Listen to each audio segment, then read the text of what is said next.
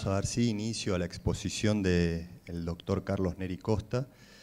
El doctor Carlos Neri Costa es médico internista con especialidad en medicina tropical de la Universidad de Brasilia, doctorado en salud pública en la Universidad de Harvard, salud pública trópica sería, ¿no?, de la Universidad de Harvard, Boston, presidente de la Sociedad Brasilera de Medicina Tropical del 2011 al 2013, profesor asociado en medicina en la Universidad Federal de Piauí e investigador del Consejo Nacional de Pesquisas de Investigaciones de Brasil. Para nosotros es un placer tenerlo al doctor Carlos Costas acá y bueno, vamos a aprovecharlo.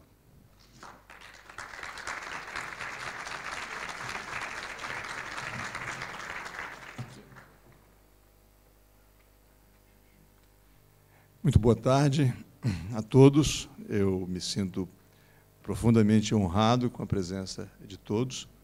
De certa forma, surpreso com a magnitude do evento, mas compreendo perfeitamente que isso se deve também aos esforços feitos pelo Dr. Andrés, Bernardo, Leonardo Gilardi e Dr. Bernard Castro, e tantos outros que participaram da organização desse evento, que conseguiram dar essa magnitude, creio eu, além do que o tema merece. Quero agradecer também a Embaixada do Brasil por ter fornecido as instalações e esse edifício belíssimo, para que nós podemos conversar um pouco sobre os dramas dos nossos povos, em respeito à saúde, em particular à saúde tropical.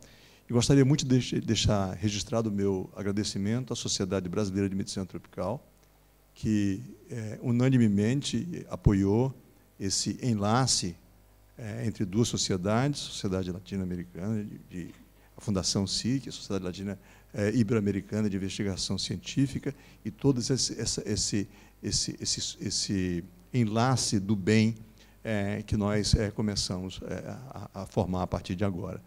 Então, são três instituições que participaram, que promoveram a minha vinda até aqui.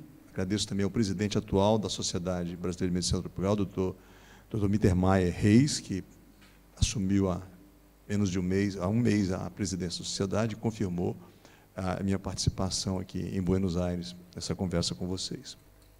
Muito bem.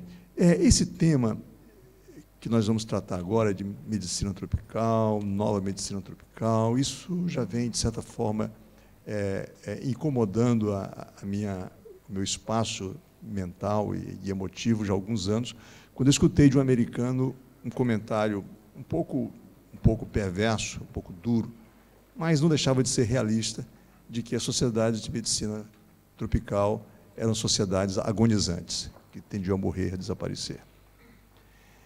Isso, eu venho elaborando isso já há alguns anos e tive, então, a oportunidade de, concretamente, trabalhar com o tema quando eu fui eleito para a presidência da Sociedade Brasileira de Medicina Tropical no começo de 2011.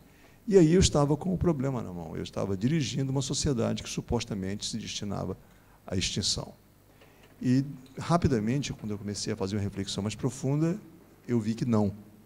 Que, na verdade, é uma sociedade que está nascendo e vai nascer a partir de agora, dado apenas a mudança de foco que nós temos que fazer em relação à perspectiva do que é realmente medicina tropical. Daí essa ideia de dar o nome de nova medicina tropical, que seguramente não é nova, ela está aí.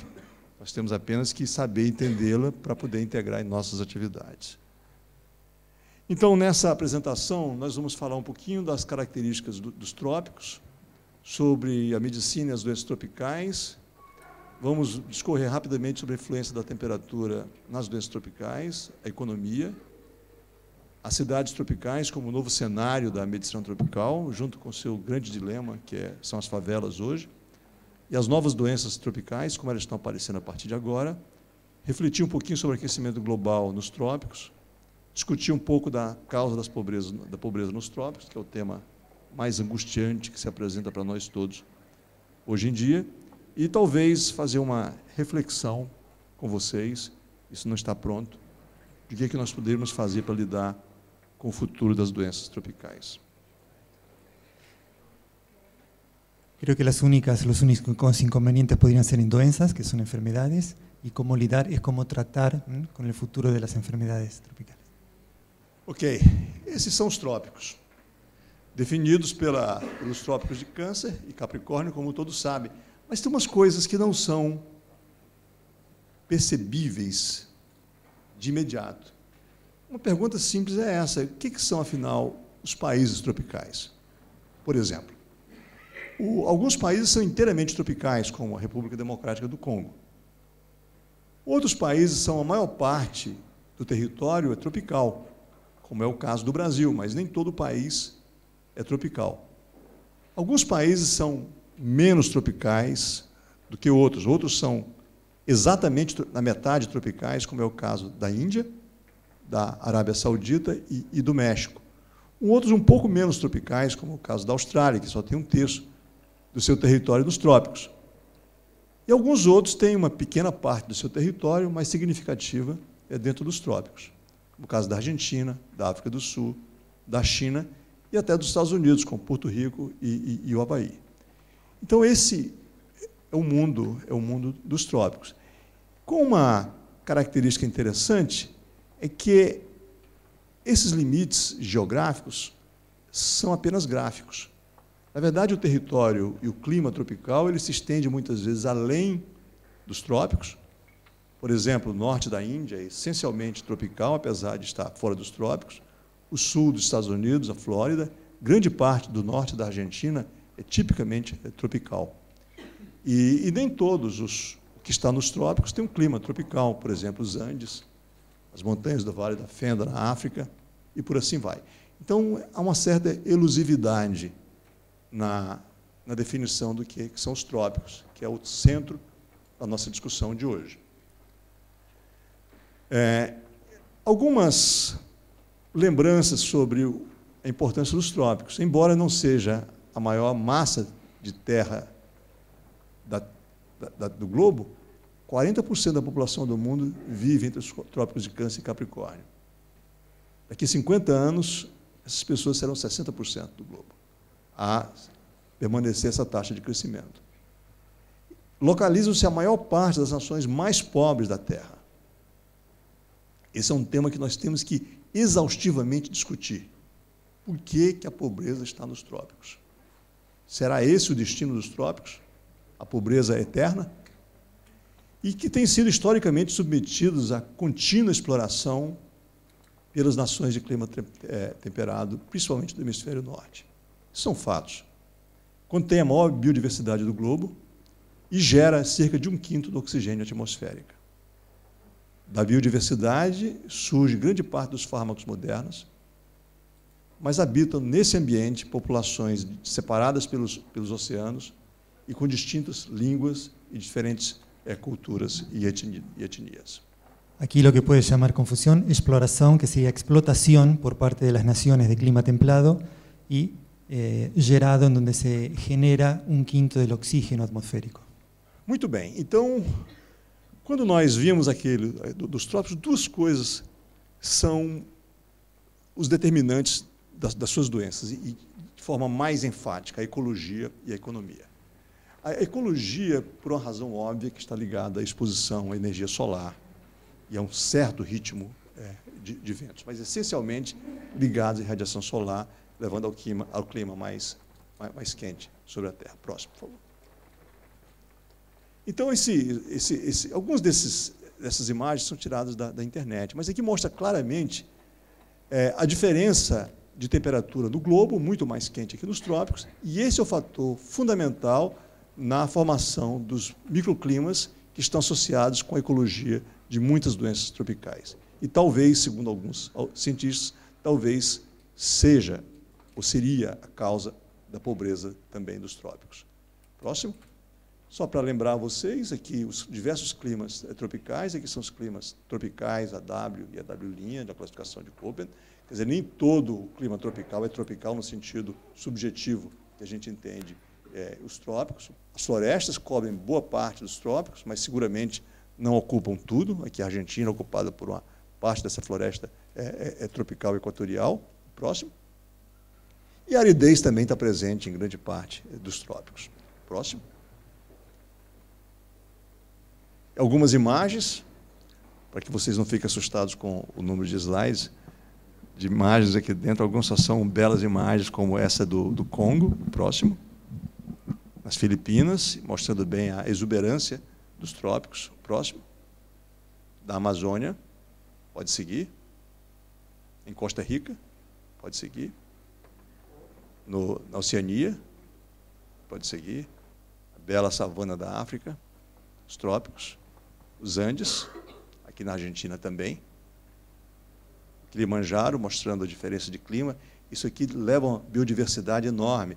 Os estudos que mostram as variações biológicas ao longo de altitude na África são um dos estudos mais interessantes modernos.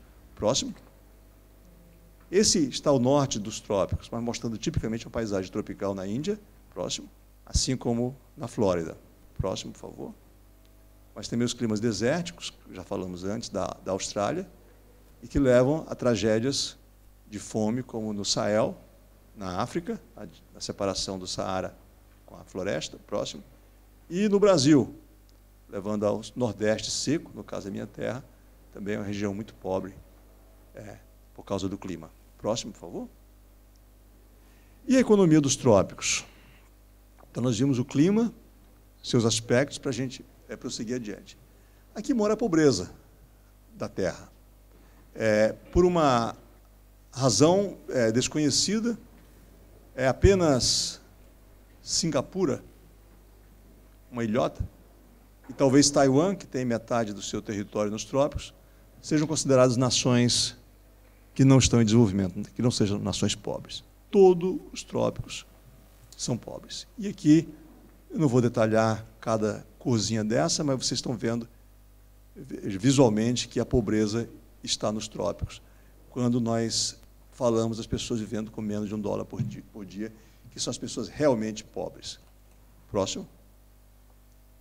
A desnutrição, a África sempre globalmente dominando a pobreza, o seu maior desafio para as pessoas de boas intenções no mundo hoje é o resgate das pessoas que vivem nesse continente. Próximo. A expectativa de vida sempre inferior, particularmente na África, mas vocês estão vendo aqui, quando comparamos a faixa tropical, inclusive o Brasil, com os países que estão em latitudes mais extremas, incluso uma situação melhor sempre para a Argentina e para o Chile. Próximo. O coeficiente de Gini, ele mede a concentração de renda, que é um dos aspectos mais, talvez seja um dos mais importantes, determinantes, não mais como consequência da pobreza nos trópicos, seja as formações oligárquicas, em que nós vemos aqui, mais uma vez, os países que têm dados, alguns só conseguem ter dados, a África não consegue fornecer dados, mostram que a concentração de renda está realmente nos trópicos, quando comparado com as nações do Ocidente, da Europa, do Japão e da América do Norte. Ainda é aqui que está. Às vezes, quando são pobres, e mesmo assim, poucas pessoas têm toda a riqueza do país, o que leva os demais a uma situação de pobreza extrema e associada sempre com doenças tropicais. Próximo, por favor. A expectativa de vida, mostrando que nós estamos, os países tropicais estão sempre em desvantagem, e aqui mostra a tragédia da África com a chegada da AIDS, da SIDA, como vocês chamam em espanhol. Mais propriamente, mais corretamente, SIDA do que nós importamos a sigla em inglês para o Brasil. É uma coisa que nós deveríamos fazer igual vocês fazem também, falar SIDA, em vez de AIDS. Bom, então, claro que as doenças tropicais sempre existiram antes, mas elas só foram reconhecidas como tal no finalzinho do século XIX, com o famoso Patrick Manson, muito enfronhado com a estrutura imperial, conseguiu criar a London School, a London Society, a London School of Tropical Medicine, na verdade, a London School, em 89. A partir daí, ele levantou o conceito de doenças tropicais em um grupo distinto de males, e ele já chamava aquilo de um campo rudimentar da medicina. A medicina já não sabia muita coisa na época, e menos ainda sobre sobre as doenças tropicais. Mas ele realmente deu uma proeminência à especialidade. Era fundamental para os interesses britânicos de colonização. Ela surgiu dentro do espírito colonizador. E ela não surgiu nos trópicos, ela surgiu fora dos trópicos. Eu acho que são pontos importantes para nós refletirmos sobre o futuro da medicina tropical, talvez agora sendo reconhecida e gerada dentro dos próprios trópicos. E outra coisa importante, houve uma tendência ao longo do século de transformar a medicina tropical em uma espécie de doenças infecciosas, de infectologia, mas claramente não era, na época, tinha outros fatores de doenças tropicais que eram importantes e existem até hoje, e então não são necessariamente doenças infecciosas. Por favor, próximo. Hoje a definição melhor está na Wikipédia, não sei se foi o Dr. Bryson que trouxe esse conceito, mas a definição, acho que mais concisa, é que é o ramo da medicina que lida com problemas que ocorrem unicamente, ou são mais disseminados, ou têm sido mais difíceis de serem controlados nas regiões tropicais. Então, isso dá uma plasticidade ao conceito, permitindo com que a gente insira aqui dentro doenças de diferentes etiologias e doenças de diferentes incidências através do globo. Então, quais são, então, essas doenças tropicais? Então, são naturalmente as doenças que são mais incidentes nos trópicos, mas que estão ligadas ao clima quente e à pobreza. Vamos lá. Muitas dessas doenças já existiram fora dos trópicos, como a malária por Vivax, cólera, volta e meia, inclusive tem uma erupção em Bangladesh, e outros locais ainda existem lá fora dos trópicos. A febre amarela existia fora dos trópicos, e a poliomielite, mais recentemente, e praticamente controlada em toda a Terra. Próximo. Podemos classificar, então, as doenças tropicais como doenças de causa interna, que nós temos aí a nosologia dominante, que são as doenças infecciosas e parasitárias. Temos as doenças genéticas, por exemplo, a anemia falciforme e outras. Neoplasmas, como o câncer de pele e o linfoma de Burkitt. Doenças de etiologia desconhecida, como o pênfigo foliáceo, tem aqui e endomiocardiofibrose, entre outras. Mas temos também as doenças de causas externas, tradicionalmente reconhecidas como os acidentes ofídicos, por cobras.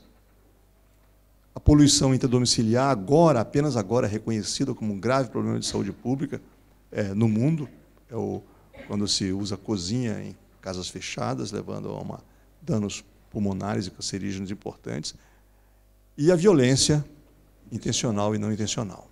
Uma outra coisa que merece um comentário é sobre esse conceito que surgiu agora, nesse século já, de doenças negligenciadas, e que foi replicada pela Organização Mundial de Saúde e também pelo Brasil, de doenças negligenciadas. Então, inicialmente, esses holandeses, os Médicos Sem Fronteiras, eles se referiram a doenças negligenciadas como doenças restritas às áreas pobres, doenças para as quais não existem incentivos comerciais para investir no desenvolvimento de novos tratamentos. Eles estavam se referindo basicamente à indústria farmacêutica, que não investe nessas doenças por razões diversas. E doenças cujas drogas e vacinas não são investigadas ou desenvolvidas pela indústria. Pois não, doutor? Sí, le había hecho un gesto para que no pasara. Las enfermedades negligenciadas serían generadas por negligencia. La negligencia eventualmente, que hasta el mismo doctor mencionó, se da cuando las farmacias no invierten en el estudio, en la investigación de remedios que eventualmente podrían ayudar a la cura de estas enfermedades. Entonces, serían enfermedades por negligencia, de alguna maneira. Mas, no termo negligência, foi incluídos também populações inteiras que seriam negligenciadas, e aí já vem o primeiro problema com o conceito, negligenciadas por quem? Pelas pessoas dos países ricos. Então, tipicamente, não é um conceito que foi trazido de dentro dos trópicos, mas um conceito de populações distantes, fora dos trópicos. E doenças que também não se tem investigado. Como a ciência está basicamente fora dos trópicos, não são doenças de fora dos trópicos, então existe essa negligência em investigação, embora os países dos trópicos, nas suas possibilidades econômicas, não negligencia essas doenças. Então, é um conceito essencialmente estranho aos trópicos, na minha concepção. A Organização Mundial de Saúde, ela listou essas doenças aqui, ligadas ao que ela entende como negligenciada por eles. Doença de Chagas, por exemplo, doença do sono na África, a bolba, dengue, dracunculise, schistosomose, filariose. E interessante que vocês não veem aqui nem tuberculose, nem a sida, o que é muito estranho, porque são duas doenças essencialmente tropicais.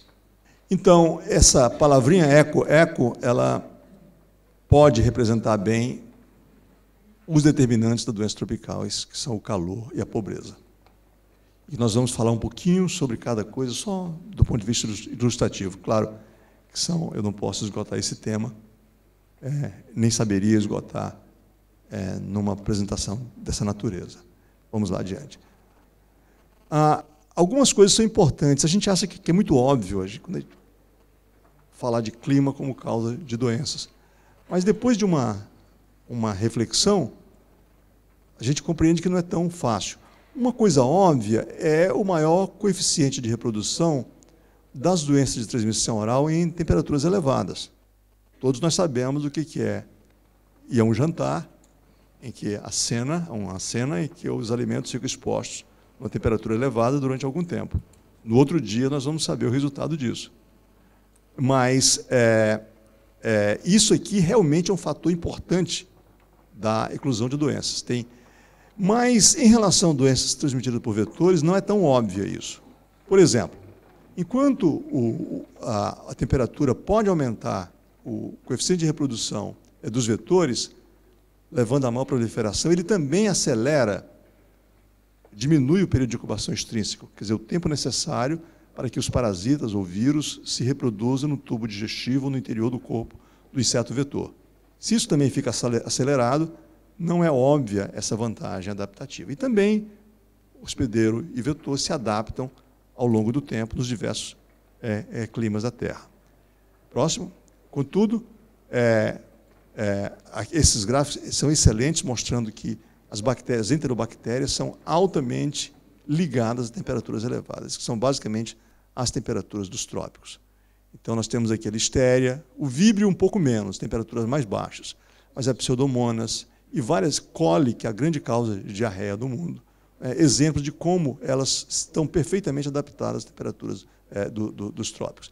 E esses gráficos mostram também, para vários tipos de bactérias, aqui nós temos as nossas, as mesófilas, como um range, uma amplitude de variação de temperatura que engloba os trópicos, até o limite em que muito quente impede o desenvolvimento. Próximo. A temperatura também está associada com a abundância de vetores. Esse é um estudo muito bem feito, por sinal, feito aqui na Argentina, publicado recentemente, que eu tive acesso, em que mostra a variação da incidência de malária e de vetores da malária, inclusive da doença também, aqui no norte da Argentina, de acordo com a temperatura. Então, existe, de fato, pode seguir adiante, uma associação entre, pode passar, Natália, por favor, entre transmissão da malária e temperatura, apesar daquelas restrições que nós fizemos um pouco antes. Próximo. E também marcante é a variação de temperatura no hemisfério norte, e nós usamos aqui uma doença tropical, originalmente tropical, como a febre do Nilo ocidental,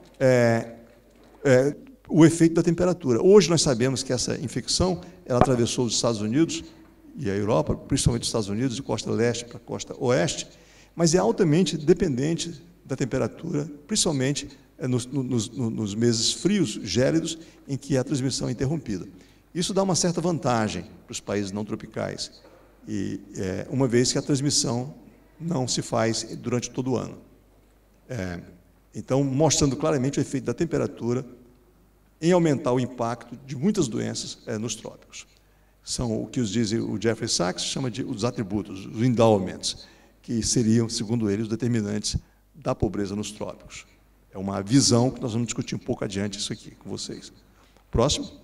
Bom, e nós temos também outros problemas da temperatura sobre as doenças tropicais, que é a maior vulnerabilidade de imunobiológicos, como as vacinas, fazendo com que a rede de frios seja muito mais vulnerável em ambientes tropicais, levando também a maior dificuldade de conservação de alimentos e maior radiação ultravioleta, levando ao câncer de pele, que são propriedades da temperatura. Vacinas seriam vacunas.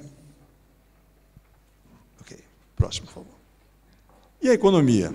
Como é que está relacionado com as doenças tropicais? Bom, a primeira coisa é que os países têm menos recursos para prevenção e tratamento. Os sistemas de saúde são mais vulneráveis, são desorganizados, existe menos conhecimento dedicado a essas doenças, porque não estão afetando as populações mais ricas da Terra, e também as condições de vida, principalmente urbanas, em que exige maior aglomeração e interação entre as pessoas, levando à transmissão de doenças infecciosas. Próximo. Muito bem. Esse é mais ou menos o cenário daquilo que era tido como as doenças tropicais tradicionais desde a conceituação feita a partir do Império Britânico. Então, está aqui no fundo da nossa mente a ideia de que doenças tropicais seriam mais ou menos representadas pela malária. Doenças infecciosas que ocorrem no interior, na floresta, longe das pessoas. Entretanto, isso não é mais verdade, porque ao longo desses 113 anos, 114 anos, os trópicos mudaram consideravelmente, radicalmente, na verdade. Próximo, por favor. E como aconteceu isso? Primeiro, o empobrecimento, relativo, claro, às nações que entraram no ciclo da Revolução Industrial. Então, os trópicos, nós, tropicais, ficamos para trás. Acompanhados de um rápido crescimento populacional por diversos fatores geográficos e levando à rápida urbanização de populações rurais. Por exemplo, 85% da população da América Latina vive hoje nas cidades. Só 15% mora na zona rural. Isso mudou inteiramente o perfil epidemiológico dessas doenças. E essas populações vieram ocupar os piores lugares das cidades. As periferias, os pântanos, as encostas, os aterros sanitários, etc. Com urbanização urbana precária, muitas vezes abandonadas pelo próprio Estado, levando a situações de violência, e, ao mesmo tempo, sendo acompanhada de conflitos que leva a guerras regionais com intervenções internacionais usualmente piores do que o próprio conflito que existia antes. E grande vulnerabilidade a catástrofes naturais. Próximo, por favor. Então, isso aqui mostra o drama dessa mudança que se passa nos trópicos. Isso aqui é um dado global, mostrando o rápido crescimento da população urbana nos países menos desenvolvidos e comparativamente com os países mais desenvolvidos. Então, é a explosão das cidades, que, no meu entender, é o novo cenário, o real cenário da medicina tropical moderna e o grande desafio que se impõe a todos os médicos, todas as pessoas profissionais de saúde nos trópicos hoje em dia. Esse é um novo cenário completamente diferente e que nós temos que entender para poder atuar. Próximo, por favor. Então, eu vou passar alguns slides para vocês verem, terem uma ideia de como é que são essas cidades. São fotos tiradas do Google. Então, esse aqui reflete bem a desigualdade das doenças tropicais. Próximo.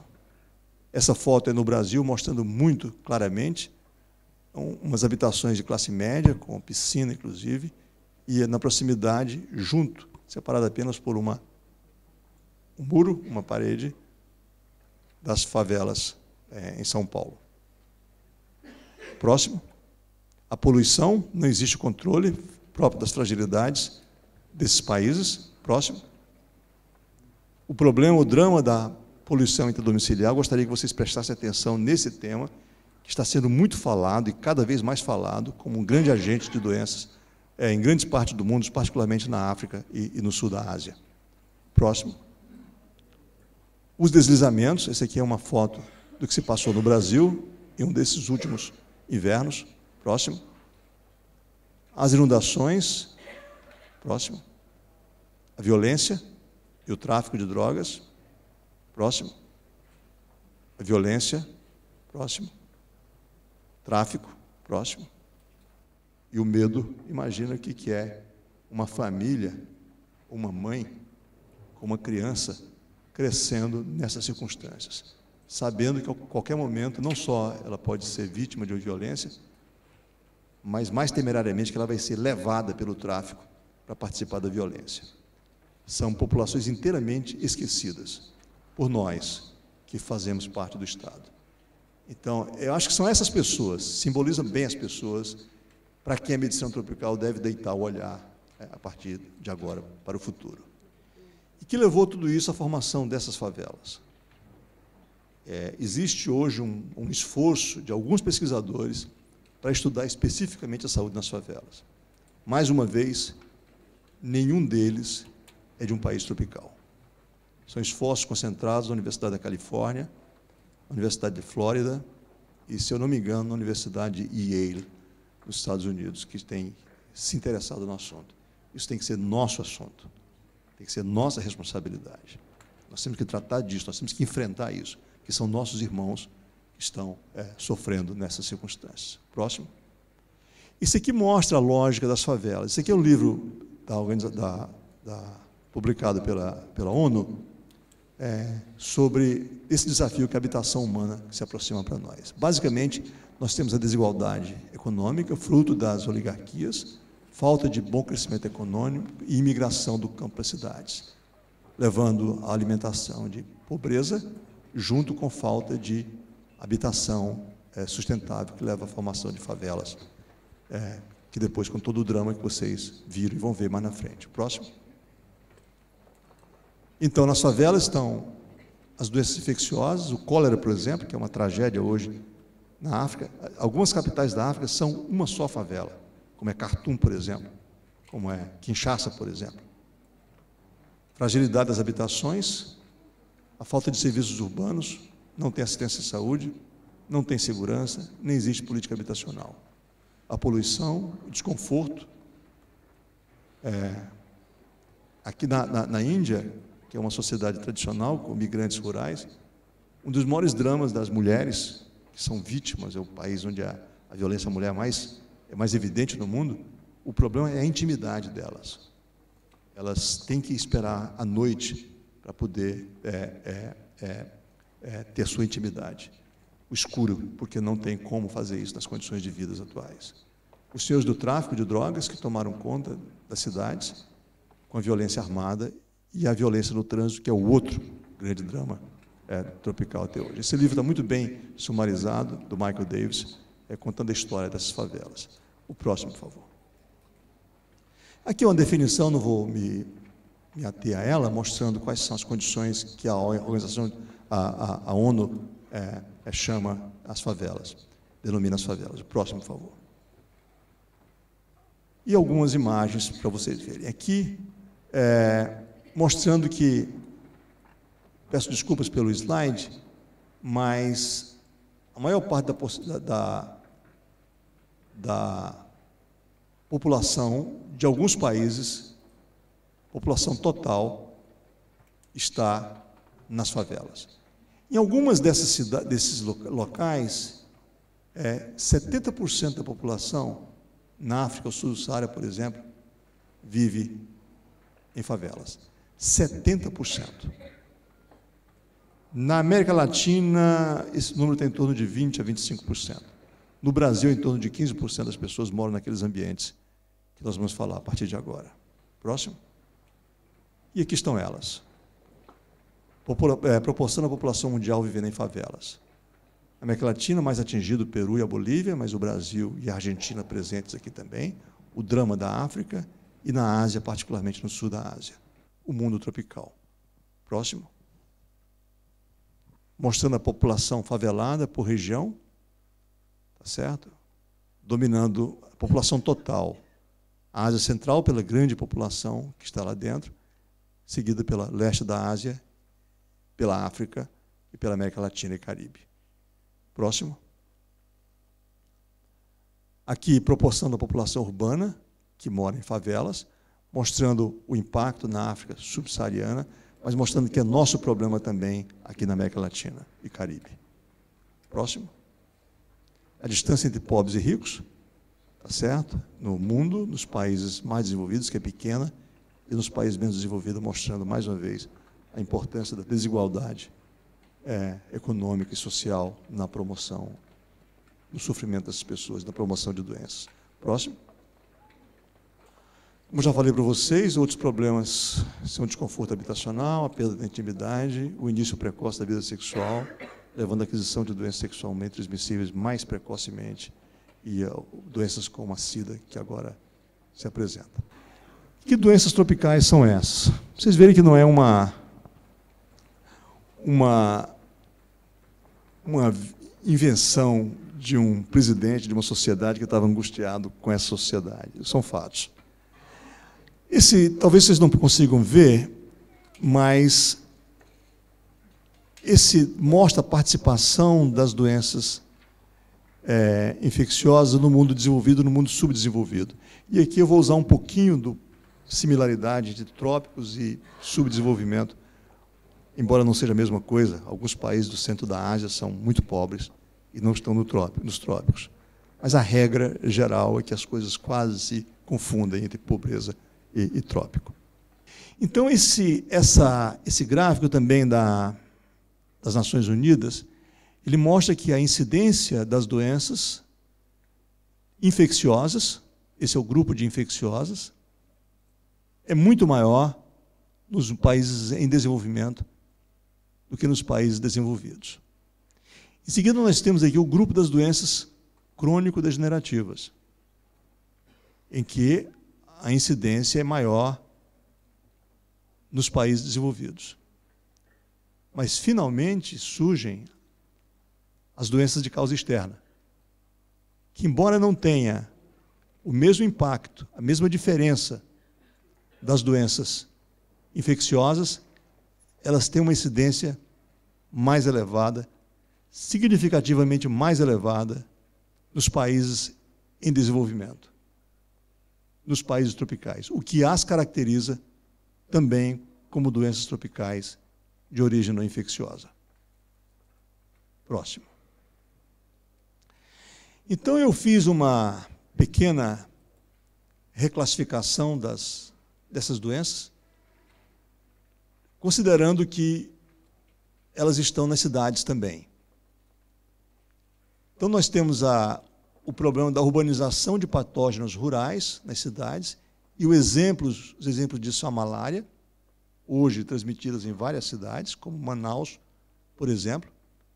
O grande problema da leishmaniose visceral, que se está instalando em várias grandes cidades do Brasil, inclusive cidades como Belo Horizonte, com quase 4 milhões de habitantes, na capital, em Brasília, que se estende para o oeste, na direção da Amazônia, para o sul, atravessou a fronteira com a Argentina, já atingindo a província de Corrientes e outras, e nós estávamos conversando aqui um pouco antes, já sabemos da presença de Lutzomia longipalpis, que é o vetor, se aproximando aqui da capital de Buenos Aires e de Córdoba, o que, como o ambiente urbano é muito parecido, não depende tanto da ecologia, das particularidades ecológicas de cada ambiente silvestre, ele é mais ou menos igual, fazendo com que, uma vez um vetor tendo se adaptado a esse ambiente, ele possa fazê-lo em outros ambientes urbanos. Como um bom exemplo disso é o Aedes aegypti. O nosso receio é que o longipalpis, Lutzomia longipalpis, venha a se tornar o novo Aedes aegypti, transmitindo entre cidades. A doença de Chagas, não só transfusional, mas eu sempre receio de urbanização de vetores. A febre amarela através da presença do Aedes. Temos a doença de transmissão respiratória, tipicamente a tuberculose, com as infecções respiratórias agudas e a influenza. Doenças sexuais sociais, como HIV e outras DSTs, inclusive reconhecidas como doenças tropicais negligenciadas pela Organização Mundial de Saúde. E outras doenças de transmissão oral, como a diarreia, classicamente, cólera e a leptospirose. Próximo. E eu vou comentar rapidamente por que o HIV e SIDA foram excluídas como doença tropical e a tuberculose. Talvez pela origem que tenha entrado de um país desenvolvido para os países menos desenvolvidos, que tenha vindo dos Estados Unidos, só tardiamente nós tenhamos compreendido que ela é essencialmente uma doença tropical, originada na África, e aonde a sua maior carga ocorre, é nos trópicos. E a tuberculose, talvez porque fosse também uma doença transmitida nos países ricos, ela tende a não ser incluída como uma doença tropical. Próximo. Então, só para mostrar para vocês, a prevalência de HIV, embora ela tenha também uma importância grande nos Estados Unidos, e na Rússia, agora com a epidemia de doença transmitida por drogas endovenosas, a carga maior dela está na África, onde ela nasceu. Próximo. O número de pessoas vivendo com HIV. Olha a importância da Índia aqui e de toda essa fração oriental da África. Próximo. E aonde as mortes por HIV são maiores, a quantidade total. A China aparece aqui devido à sua enorme população, assim como os Estados Unidos. Próximo, por favor. E a tuberculose, essa foto por si só, mostra claramente onde está o problema da tuberculose no mundo. Sul da Ásia, África e América Latina. Também não deixa de ser um problema importante na África do Leste. Próximo. E doenças tropicais urbanas não infecciosas. O trânsito, nós temos hoje a epidemia de lesões e mortes, uma tragédia por acidentes de motocicleta, vamos falar um pouquinho sobre isso. E acidentes todos ligados muito à falta de regras, à compreensão das regras e às condições de segurança das ruas, das calles e das estradas. O tráfico de drogas, pela fragilidade do Estado, dominando comunidades e inserindo crianças e adolescentes no crime organizado precocemente. Como consequência da violência, nós temos o medo, a violência armada e a violência doméstica, também ligado ao alcoolismo.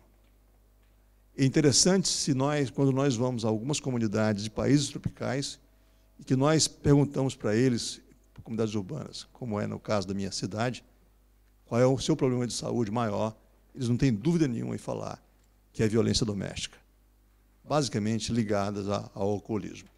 Talvez isso não seja exatamente tropical, mas está muito ligado também à pobreza dos trópicos. A poluição e as catástrofes, que nós vemos mais episodicamente, desmoronamentos ligados à chuva, deslizamento, contaminantes, basicamente porque as habitações são muito mais precárias. E existem locais pouco apropriados para serem construídas. Próximo. E aqui algumas fotos dessa nova epidemia, que eu tenho acompanhado na imprensa, é uma epidemia argentina também. Próximo. Próximo.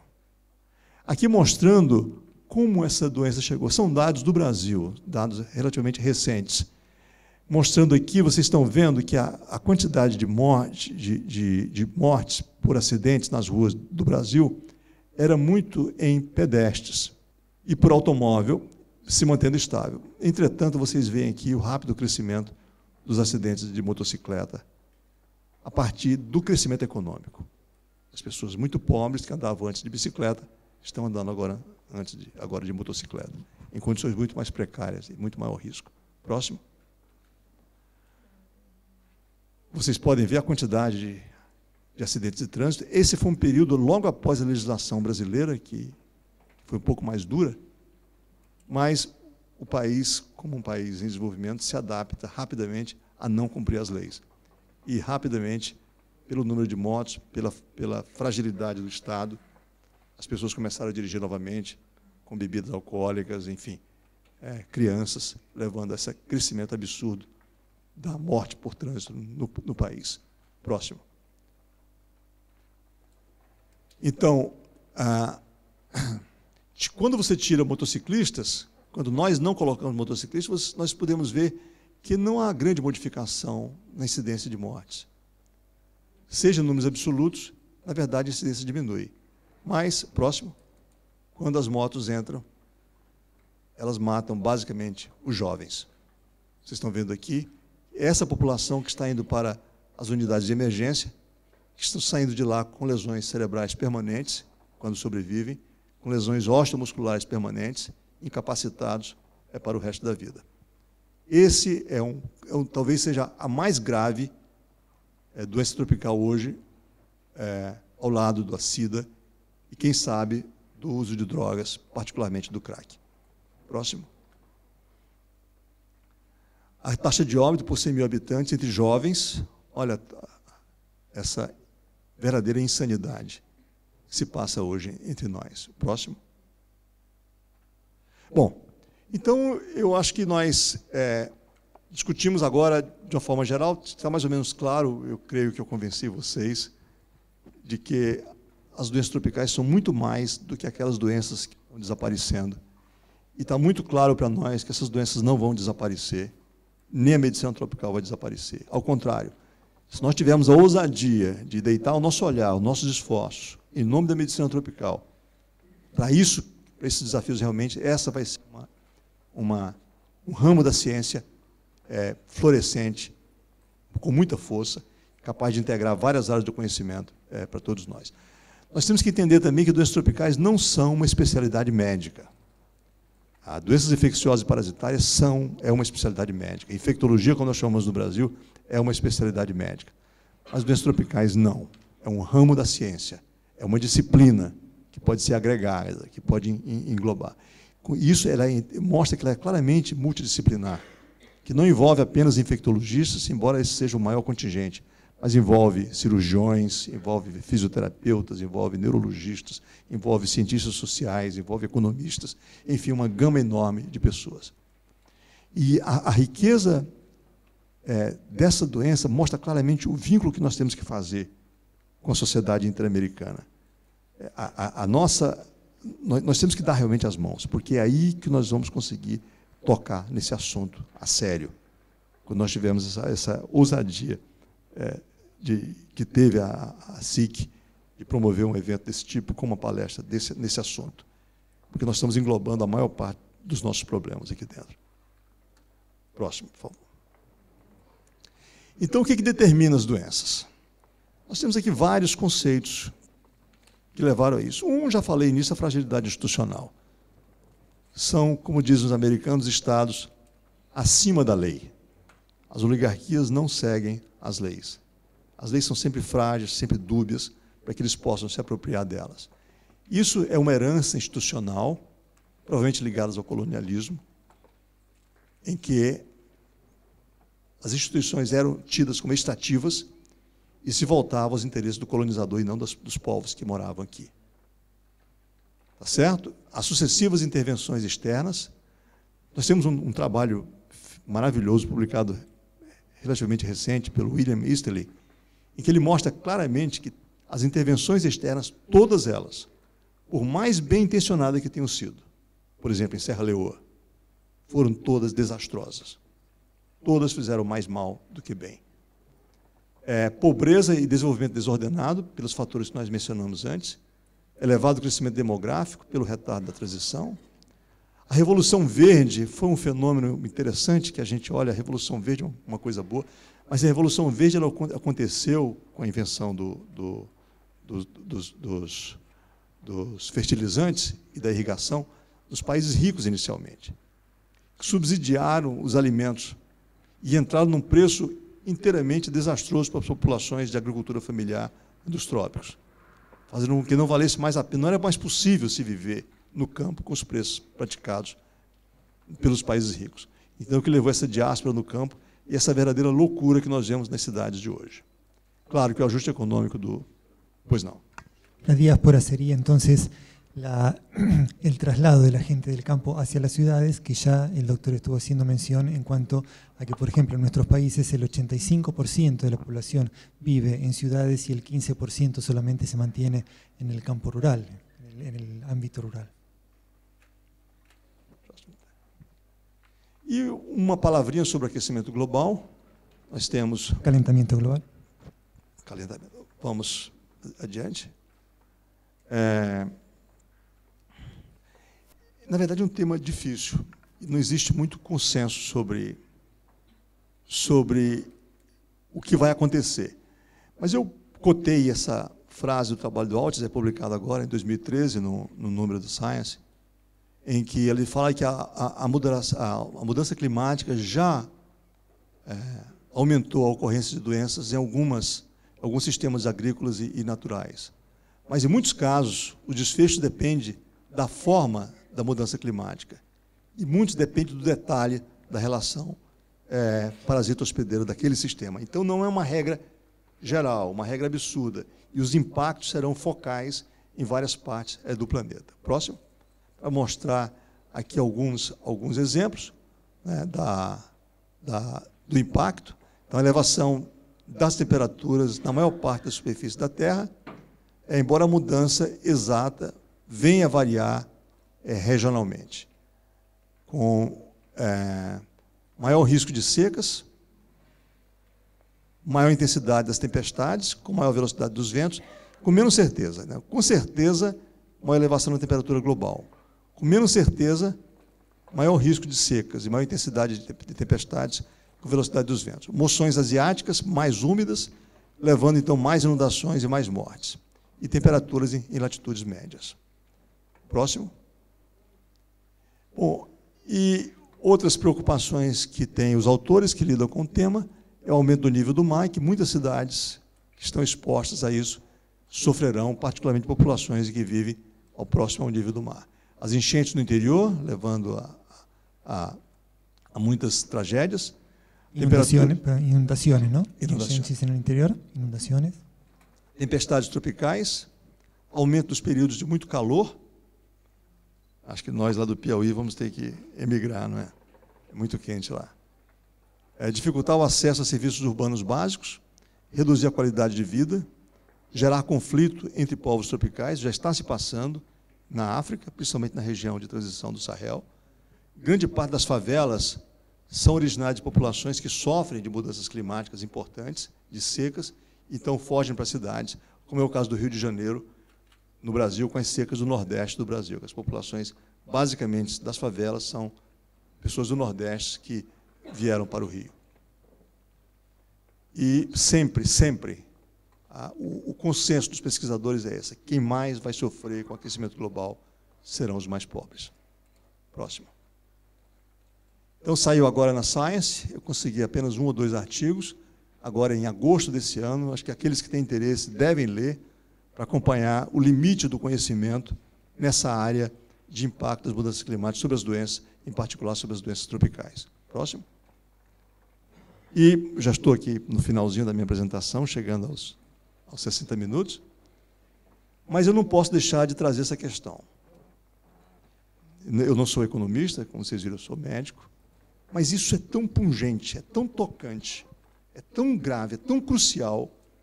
Por que, afinal, nós somos pobres? Que coisa é essa? O que determina essa pobreza?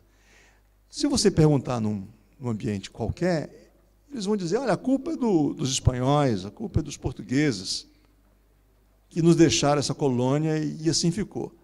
Olha, mas já se passam quase 200 anos que nós estamos sem colônia. E por que nós continuamos pobres?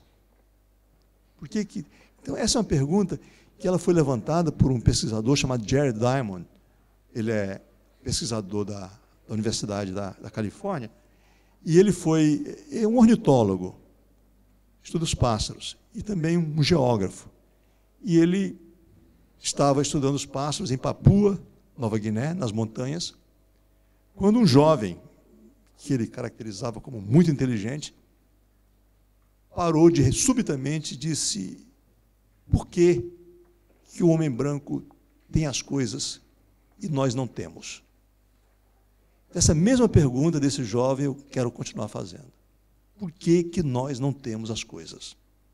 Eu acho que essa é a questão central. O clima nós sabemos por que é quente, mas nós não sabemos por que nós somos pobres. E ainda estamos longe de saber. E olha, mais grave de tudo isso, nenhum intelectual dos trópicos está envolvido nessa discussão. Nós não nos perguntamos. É como se a gente não quisesse saber. É como se fosse um tema proibido para a gente. Próximo. Então, tem algumas coisas que são duras. Por exemplo, David Land, de Harvard, historiador, ele disse, olha, os trópicos são pobres porque, entre aspas, não prestam. No sirven. Não tem jeito. Seguramente não é pelos nossos genes, nem pela cor da nossa pele. Existem explicações coerentes para isso. Próximo. Então, o Jared Diamond, já falei para vocês, na concepção dele, ele acha que foram os que eles chamam, que o Jeffrey Sachs chama endowments, atributos.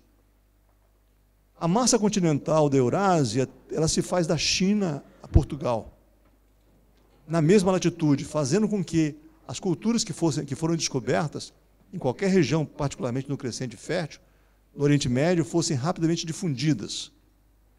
Isso gerou uma vantagem, teria gerado uma vantagem econômica, que se transformou em armas e nunca mais foi perdida. Ao contrário dos trópicos, América Latina, que se distribui através de latitudes, fazendo difícil a adaptação de culturas de uma latitude para outra. Na África e no sul da Ásia. Próximo. É a mesma visão do grande economista Jeffrey Sachs. Ele acha que algumas situações, como a malária, por exemplo, e outras condições de solo, dificultam o crescimento dos trópicos. E ele também cria o conceito de poverty traps, armadilhas da pobreza, que tem que haver uma intervenção dos países ricos para poder tirar os povos disso. Mas essa intervenção significa uma ideologia, que quase sempre, segundo o William Easterly, é desastrosa. Próximo. A visão do Easterly, que ele foca agora diferente em instituições. Então, não são mais os atributos, todos, quando ele faz uma análise multivariada de várias nações do globo, não são mais os atributos geográficos ou incidentais que determinam a pobreza, mas as instituições com I maiúsculo, que são determinações que permitem a liberdade social, política e, principalmente, na visão dele, a liberdade econômica. E esse crescimento, essa saída da pobreza tem que vir de dentro, dos próprios povos pobres, dos povos tropicais. Essa talvez seja a visão mais recente. Os trabalhos originais dele foram em 2002, mas ele tem um livro muito recente sobre esse assunto, sobre o impacto da ajuda internacional como determinante da pobreza nos países pobres, principalmente nos países tropicais. Próximo. Esse é um historiador, ele acha que houve uma determinação histórica, que foi a coincidência de carvão, ferro e vapor na Inglaterra, no momento oportuno, que levou uma grande vantagem com armas e o aço, com a destruição das grandes civilizações da época, que era a China e a Índia, eram os países mais ricos da época, que levou então ao empobrecimento e o domínio do globo e a colonização. Próximo. Outro economista, não vou me alongar muito, Paul Collier, ele trabalha muito nessa linha de atributos e sorte dos países para serem pobres. Próximo. Armadilhas seriam trampas, nesse caso. Sim, graças. E a visão talvez mais recente, que é a de Daron Acemoglu e James Robinson, em que eles realmente, no trabalho minucioso dele com macroeconomia e geopolítica, ele volta às instituições democráticas. Instituições inclusivistas, a Inglaterra, por exemplo, os Estados Unidos, a Austrália e o Japão, em que todos participam do processo econômico e político, versus instituições ditativas, em que a elite não só se apropria do poder e da liberdade, mas ela também impede, é um conceito muito bom que ele trouxe à tona, que é o conceito de destruição criativa. Então, as elites, elas não querem perder o seu caráter de elite. E aí a tecnologia tem essa vantagem, quando ela chega, ela destrói e cria. E mundos oligárquicos, em que poucos mandam e controlam isso, são impedimentos essenciais da transformação tecnológica e vem do nosso encontro, do desenvolvimento científico. Então, a oligarquia não gosta de ciência. Quem gosta de ciência é quem quer mudar o mundo, quem quer criar, quem quer mudar. Próximo. Então, para encerrar, nós temos que reconhecer que nós somos uma região do globo submetida, submissa, nós temos que ter essa consciência, que nós temos a dependência geopolítica e econômica ainda, Nós temos que entender que nós estamos profundamente atrasados do ponto de vista científico e tecnológico, que é preciso fazer um esforço magistral, uma vez que essa é uma das áreas que mais são capazes de implementar o desenvolvimento das nações, com baixos investimentos em cultura, ciência e tecnologia, e ainda temos essa carga da herança colonial. Nós somos oligarcas no nosso dia a dia. É preciso romper com isso, saber que o último poder é o poder do povo, que é a própria essência da democracia. Tudo que nós fizermos de bem tem que ser para eles, e não para aqueles que se associam, que fazem os acordos das elites, governos e funcionários, por exemplo, em detrimento dos usuários do sistema.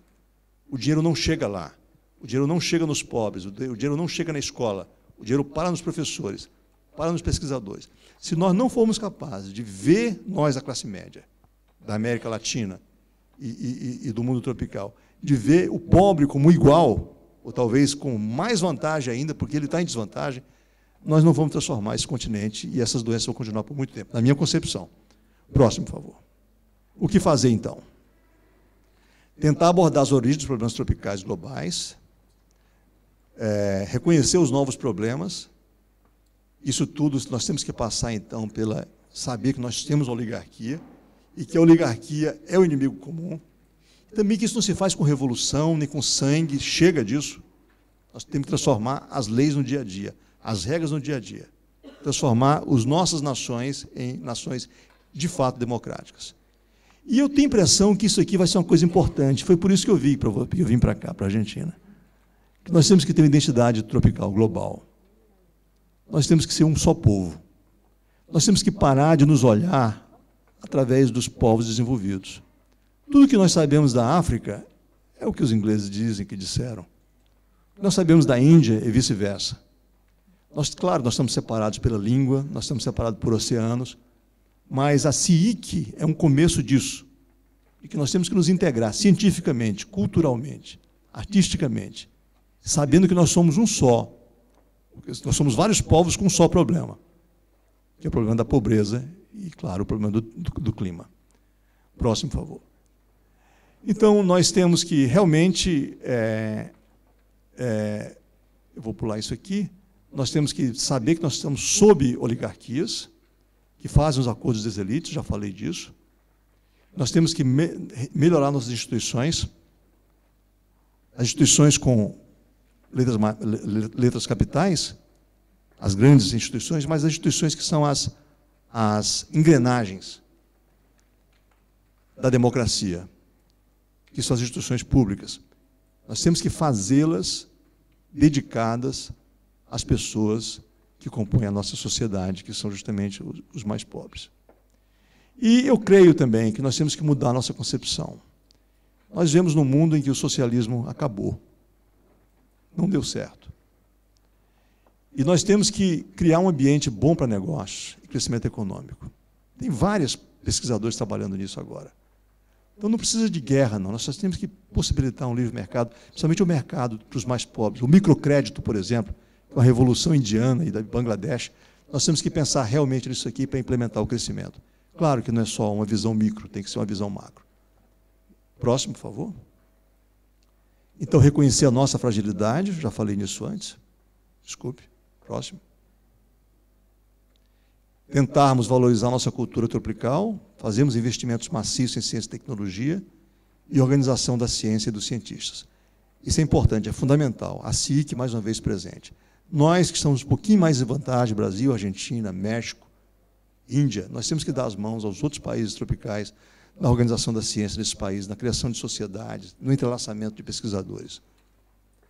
E eu me pergunto se seria o momento da gente começar a conversar sobre uma coisa chamada pantropicalismo, ou pantropicalidade, que seria capaz de unir nossos esforços. Por exemplo, próximo,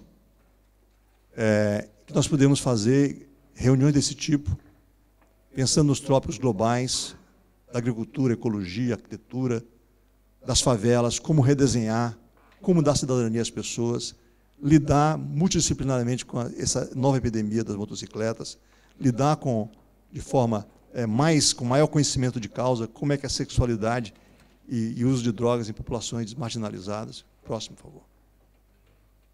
Então, A nova missão dessa medicina tropical é adotar a saúde das cidades tropicais e suas favelas como campo de atuação prioritário. Devemos incluir as doenças tropicais de causa externa no seu rol. Incluir o HIV, a AIDS, a tuberculose, a malária e o cólera como seus principais desafios. Manter o foco nas parasitoses endêmicas tradicionais e nas doenças tropicais negligenciadas. Consolidar-se como disciplina científica e como campo de atuação multidisciplinar. Liderar a mobilização para a priorização dos problemas dos trópicos na agenda global. Participar da organização e promoção da ciência nos trópicos. E participar da promoção da democracia plena. Próximo. Esse seria um sonho. Nós estamos vendo aqui os países ricos altamente interligados. E olha nós aqui. Olha a escuridão. Isso aqui representam linhas aéreas, mas poderiam representar ideias, integrações.